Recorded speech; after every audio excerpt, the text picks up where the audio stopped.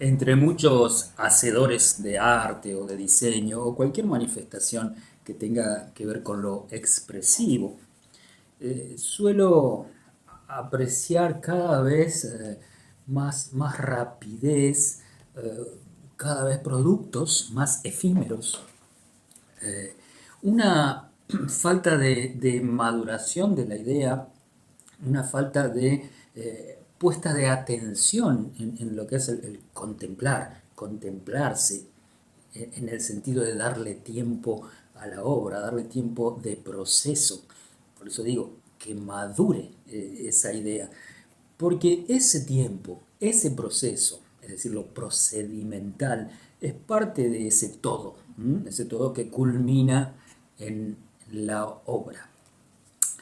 No soy muy partidario en general de algunos postulados de los neurocientíficos, porque me parece a veces que están dotados los discursos de un tamiz demasiado cuantitativo, muy racional, a donde no hay ninguna puerta para eso que yo he llamado los intersticios. No hay escape, escape para ser realmente humano. Se estudia la máquina humana, al cerebro como una máquina. Eh, pero de todas maneras me encontré hace poco con una autora argentina que hablaba de una rama de esta ciencia que era la neurociencia contemplativa, y ahí lo relaciono con el contemplar del hecho de hacer obra. Eh, entonces me parecía muy interesante esas posturas, incluso esos descubrimientos, porque hablaba desde el rigor de la experiencia, de la investigación.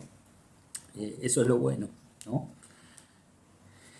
Entonces por ahí se están manejando los mismos conceptos que todos tenemos respecto de ciertas cosas, pero con una mirada profunda, clara y progresista en el sentido de, bueno, a ver qué pasa si lo miramos desde este lado. Por ejemplo, algo que me acuerdo bien, un concepto como el de la meditación. Entonces, no lo plantea como el hecho de, medito y me relajo y me duermo, no, sino algo un poquito más serio, en el sentido de que, por ejemplo, lo dividía en tres formas, ¿no?, de meditar. Una era la atencional, otra la generativa y otra la deconstructiva. Lo atencional que viene a ser el conocer y conocerme, digamos que es como una puerta de acceso hacia uno mismo, pero no se quedaba ahí en el conócete a ti mismo, porque la generativa implica el desarrollo de cualidades que ya traigo, pero necesito ese estímulo para desarrollarla. Entonces, este tipo de meditación o visto de este lugar sirve para desarrollar vínculos, es lo relacional, es la otredad. Y acordate con eso que hablaban ciertos antiguos de el valor de lo relacional en el sentido de poder valorizar las virtudes, necesito del otro, la valoración. Tiene que ver con el orgullo, sentirme orgulloso de lo que hago, de lo que soy capaz. Uno necesita al otro. Y la deconstructiva, y eso sí tiene una relación directa con esto que te hablo de la producción artística, en el sentido de que a esa idea de quién soy yo, la construyo. Y la construyo desde la narrativa, desde lo biográfico, ¿sí?, desde el relato personal, o lo construyo desde lo experiencial, es decir, vivenciar, desmontar un poco el diálogo interno y experimentarnos desde otros lugares. Entonces, si bien ya lo he dicho muchas veces en cuanto al valor de la narración, de la historia, porque eso tiende a profundizar, tiende a ese demorarse, a tener que parar y poner la atención ahí en un relato, en una historia, una novela, una poesía, una obra de teatro. Es decir, no es lo efímero que te da una red social, no la red social en cuanto a escenario, sino lo producido en las redes sociales. ¿sí? Es la instantaneidad, lo poco profundo, lo imposible de ser analizado, porque enseguida viene otra cosa, como las olas del mar. No alcanza a terminar una que ya viene la otra. Entonces vos estás así, sobre una base líquida, caminando, sin solidez posible. En cambio, esta puesta en atención hacia lo sensorial viene a compensar eso. Es decir, lo que planteaba esta autora era el equilibrio, la armonía. Eso tiene que ver con el hecho estético, la armonía entre lo uno y lo otro, entre ese relato, esa narrativa, esa dialéctica, ese mundo de las palabras, del mundo discursivo, con este escenario producido por un homo faber, ¿sí? El hombre hacedor, el que produce, el que experimenta, el que prueba, el que se equivoca, desprejuiciadamente se equivoca, o el que hace sabiendo que va a equivocarse. Entonces, hay muchos que con el argumento de tener que hacer la obra perfecta, claro, no se equivocan nunca porque no hacen nada. Es decir, no experimentan y no comparten lo que hace, o porque lo consideran imperfecto y ellos son merecedores de una obra perfecta, o por miedo o vergüenza a tener ese ida y vuelta a donde recibir críticas no sea posible de asimilar por parte de ellos. U otros se van a temas trascendentes, inalcanzables por parte de los simples mortales que tenemos un mínimo nivel de conocimiento de ciertas cosas que no podemos llegar a comprenderlos, a seguirlos, ¿sí? Ahora vos fíjate, culturas japonesas, por ejemplo, que tenían aquellas manifestaciones que se llamaban el haiku, que eran poesías que hablaban de la vida cotidiana, pero de cosas prácticamente insignificantes de esa vida cotidiana y de la naturaleza, ¿sí? Que eran esos versos que tenían en su totalidad 17 sílabas, ¿sí? Eran 5 más 7 más 5, esa estructura. Pero eran de lo más mundano, de nada trascendente en apariencia. Pero a partir de ahí estaban todas las posibles lecturas filosóficas y que hasta podrían llegar a ser trascendentes por parte de quien interpretase eso. Y el kintsugi, por ejemplo, que ahí sí ya vamos al diseño, ¿sí? Que era esa habilidad que tenían algunos artesanos o no, o personas simplemente a quienes se les rompía un cristal y lo reparaban y hacían de las rajaduras y de esas conexiones entre partes, ¿sí? que se notaban los remiendos, hacían algo bello, desde lo morfológico y también desde lo semántico, y eso constituía verdaderamente un símbolo, ¿sí? Eh, Eso es justamente valorizar la imperfección, y ahí en la imperfección está lo bello. Porque, a ver, la belleza no es lo perfecto. Error. Lo perfecto no existe, salvo que contemplemos y apreciemos la naturaleza, pero estoy hablando de las manifestaciones humanas, estoy hablando de la producción artística, estoy hablando del buen diseño.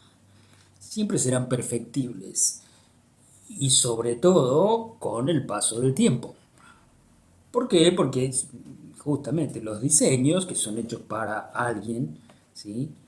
Que constituyen algo, un objeto, un producto, obviamente que están hechos para su tiempo.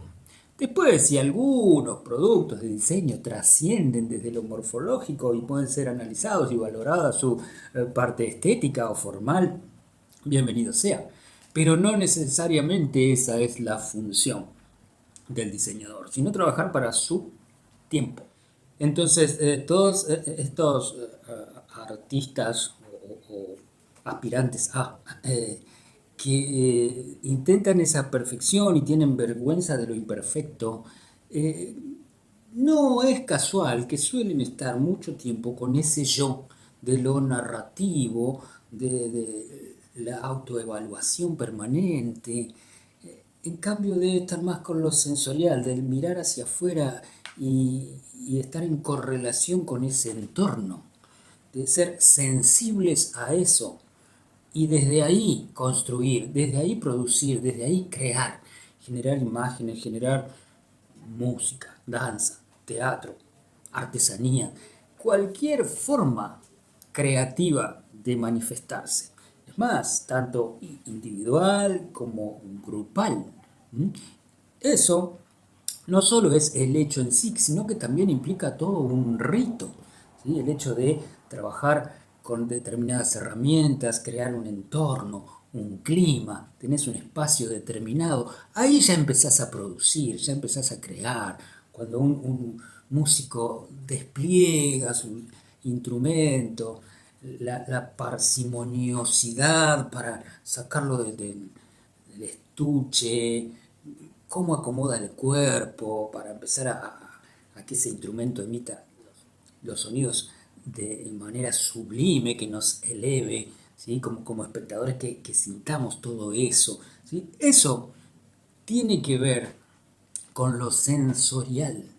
Porque vos, por más que estudies la teoría, la técnica, de lo que fuere, ¿sí? Siempre se necesita la otra parte. Y eso, lamentablemente, no se compra en una librería, mucho menos en un mercado. Eso que sale tan espontáneo, aparentemente tan improvisado, es producto de mucho hacer, de mucho equivocarse, en directa armonía con el haber cultivado la faz intelectual, es decir, el conocimiento, lo mismo como espectador. Es decir, puedo disfrutar de una música o de una danza, pero esa es mi relación pasiva, ¿sí? Es lo que tiene que ver con lo intuitivo. ¿Sí? Me doy en una primera instancia con esas manifestaciones, pero a partir de ahí empiezo a interesarme, empiezo a indagar ya desde el conocimiento, empiezo a leer o interesarme todo en los ensayos, cómo fue el proceso de construcción de esas obras. Ahí le estoy incorporando contenido, le estoy incorporando el saber y a partir de ahí empiezo a apreciar esas manifestaciones artísticas desde otro lugar. Y eso además me va a ayudar a no ser tan cerrado, porque obviamente podemos coincidir en el valor que tiene, qué sé yo, una danza clásica, pero cuanto más conocimiento tenga y a la vez más sensibilidad, es decir, cuando haya desarrollado ese yo sensorial, no solamente ese yo narrativo, voy a apreciar también otras manifestaciones que con gran honestidad intelectual y sensible se van a estar mostrando de otras maneras, poco ortodoxas o que no se ajustan taxativamente a los parámetros clásicos. ¿Cuál es el límite? Para mí, la belleza.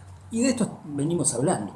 Es decir, eh, uno por más que aprecie obras contemporáneas o el arte que se llama moderno, que ya es bastante viejo, eh, lo analiza, quiera o no, con parámetros que responden a cánones de belleza.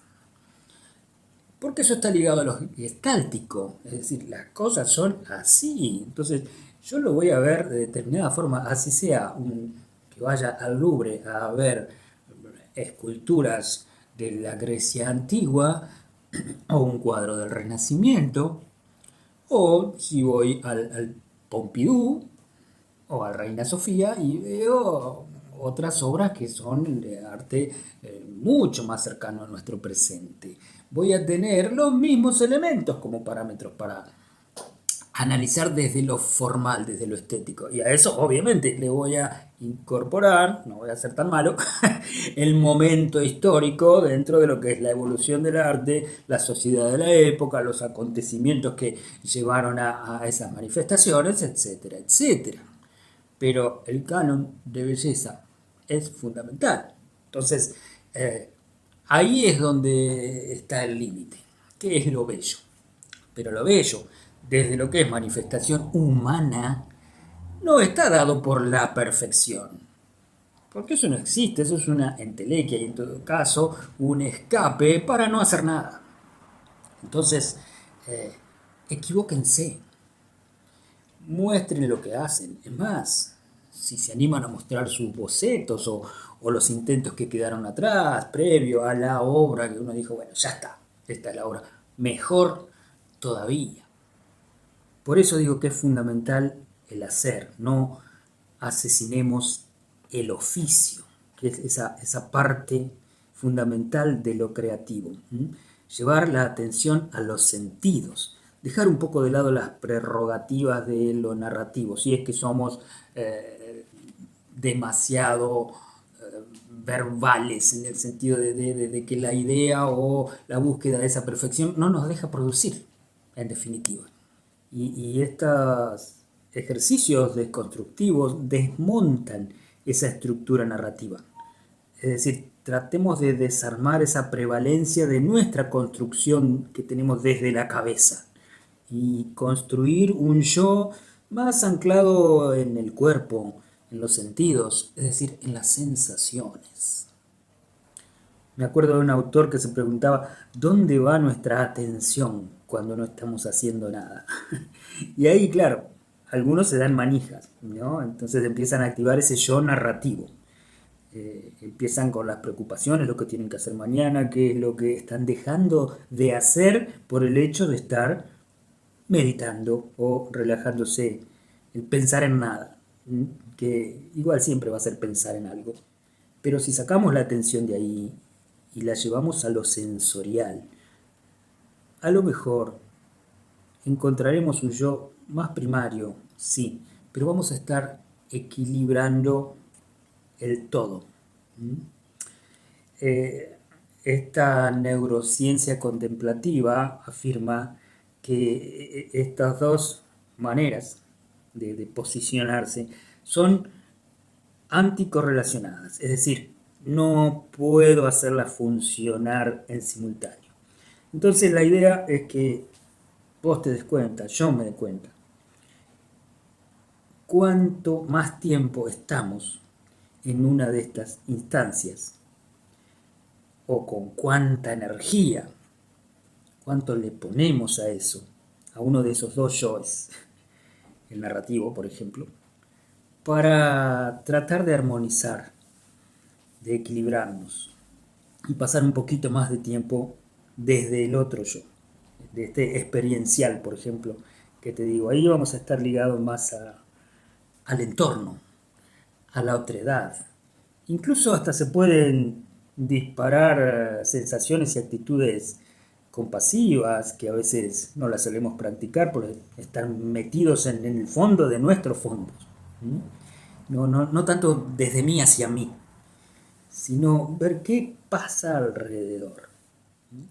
Y esto uno lo puede forzar, tratar de pensarlo. Yo creo que ese sería el camino equivocado, porque estaríamos dándole manija a ese otro yo, el que nos pica la cabeza.